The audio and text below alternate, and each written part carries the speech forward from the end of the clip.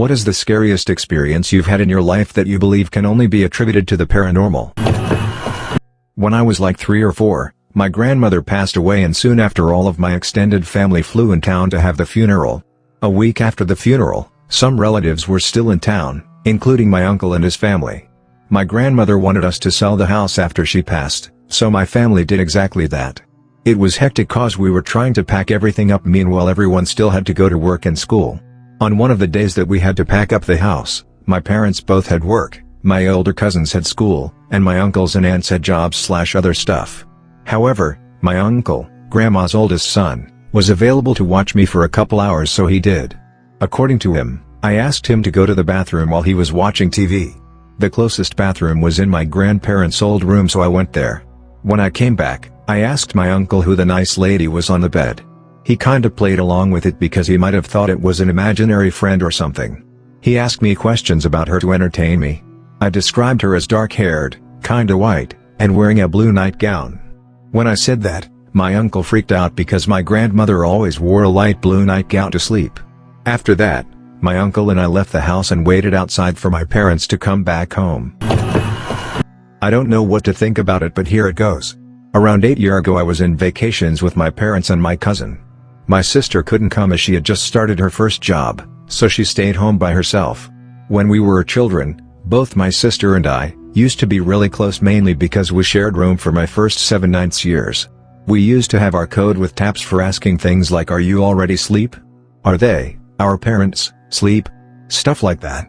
She is also always doing something or looking for something to do, always being the first up.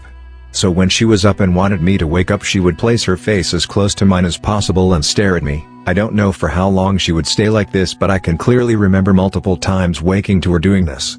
I, of course, would shout or at least panic until realizing it was her.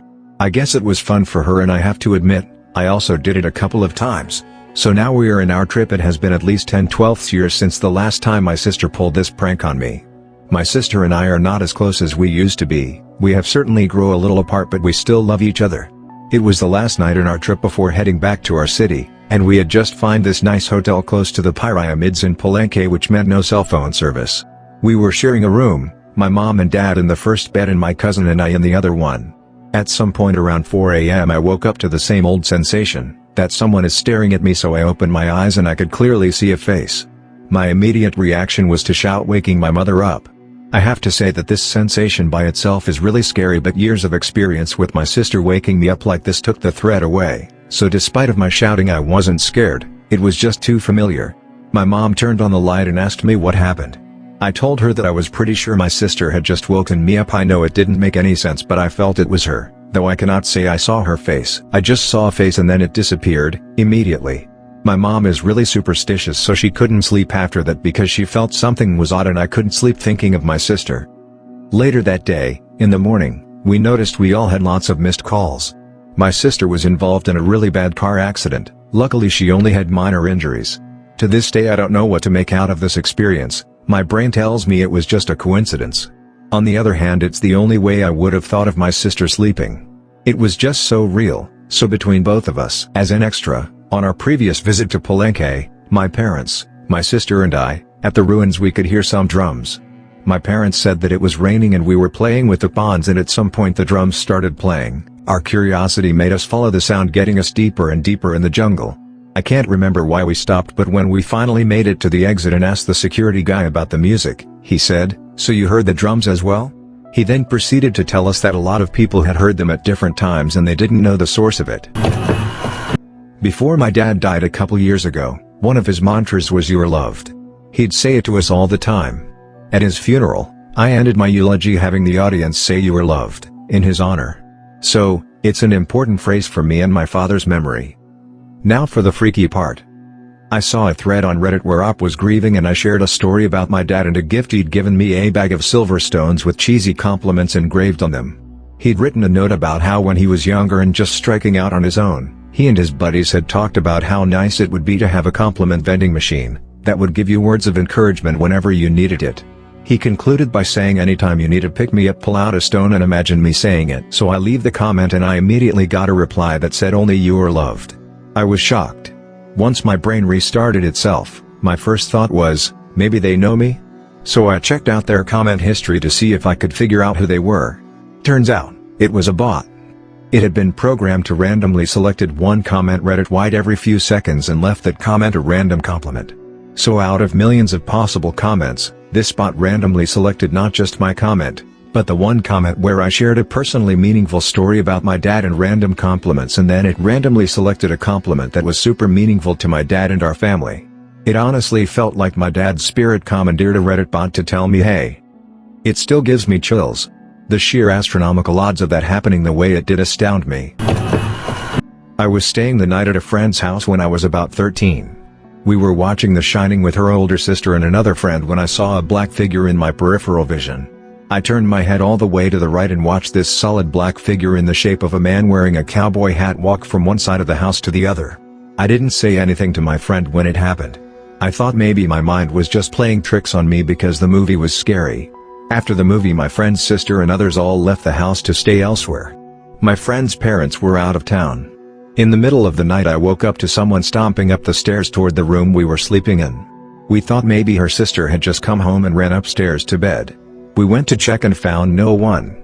We heard the stomping a few more times, and then a really loud bang on the wall between our bedroom and the outside of the house, on the second story. My friend looks me straight in the eyes and says, "Did you see the man earlier?" I swear no one else was home and my friend was just as terrified as I was. We hid under the blankets and didn't come out until we could see sunlight. This isn't my only encounter with unexplained/paranormal things happening. My dad's house when I was a kid was scary to say the least, haunted if you believe in that kind of thing. We used to see a man in a military uniform in the long hallway leading towards my brother's room. The security alarms would go off for no reason, like someone was opening and closing a door over and over again. And one time we had a decorative plate fly off a shelf and hit a mirror clear across the room. When I was 10, my great-grandfather passed away. My great-grandmother wasn't used to being in the house alone, so my dad and I put an extra light fixture in the hallway for her. After we finished, I took an extension cord back down to the basement. I tossed it onto the table and began walking up the stairs. As I was climbing the steps I glanced to my right. Beneath the wall I saw a pair of legs dressed in slacks walking by the table I just left. I bolted, ran past my GMA and dad on my way out of the house. It was only the three of us there. I don't know if I would say the only possibility is paranormal, but it was damn weird. I have had several dreams similar to what I am posting. I've been a caver in Florida for about 13 years, since I was about 6, and have been to a lot of caves. Never been afraid before this to go in one. When I was about 7 or 8 years old, I started having this reoccurring dream. I would have it at least twice a year, always the same, even though I would realize I was dreaming after the first few iterations. I would fall asleep and dream of being in a cave and going into this little hole in the bottom. Inside I would see a 10 to 15 foot long corridor about 2 to 4 feet high. At the end it would always turn left, and I always saw a bent red stop sign at the end, like someone ripped off the top 2 feet and tossed it in. But I would always follow the corridor. I would turn and walk past the sign despite being scared, despite many times knowing what was there, and the corridor would start descending, quickly opening up into a large vertical chamber with a path leading down in a corkscrew. Everything became blurry at this point, but it was always the same. I saw trash scattered on the walls. I saw the pit leading down to a curved floor. I saw things, undefined, animals or people or something else at the bottom. And I saw my family, each with one of the things, being tortured and killed. Every time. And I could never do anything. After I saw that, I would be stuck for a few seconds until I felt more than saw everything turn and look at me. And I would wake up. Not like a normal dream where you just drift to consciousness or a nightmare where you bolt up in fear, but like something pushed me out. Like I wasn't supposed to be there. So I have this dream multiple times a year until I turned 15. My father decided to take us to some caves we never had been before. One of which was Dog Drop.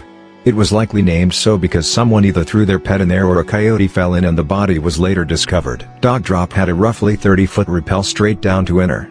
I went down with my brother while my father waited up at the top. There was a hole in the ground. I started to feel uneasy, though I didn't know why. So I followed my brother into the hole. I felt worse as I moved down. And when I looked up I saw the same corridor, the same turn, the same wall, the same bottles at the corner. And I instantly was hit with this overwhelming sense of nausea and fear and being watched, and everything was screaming at me to leave. I froze and must have made some noise because my brother turned around and asked what was wrong. I managed to say I wanted to leave now and climbed out as quickly as I could, followed immediately by my brother. We packed up and left, never have gone back and never will. Haven't told anyone what actually happened, just said I wasn't feeling well, and they forgot pretty quickly. The thing that really makes it creepy for me is I have never had the dream again.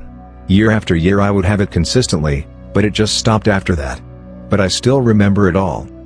And I still feel afraid, almost an external fear, when I think of it. Edit, when I said I never talked about it, I meant never talked about the experience in the cave. I did mention my dream to a friend years before we ever went to dog drop. Edit 2, saw some people talking about looking up the cave/visiting. Just want to say, never go caving, especially in an unfamiliar place, without a guide who belongs to a local group. If you belong to another group but have never been in the area, it's best to talk to a local one before leaving. Caving is dangerous and people die. Don't be arrogant and try and rappel on a garden hose. Yes, someone did that. Yes, they died. The local grotto you can check out is called the Tampa Bay Area Grotto, and yes, the initials Art Bag. A few years ago, the day before my birthday, I had a really weird dream.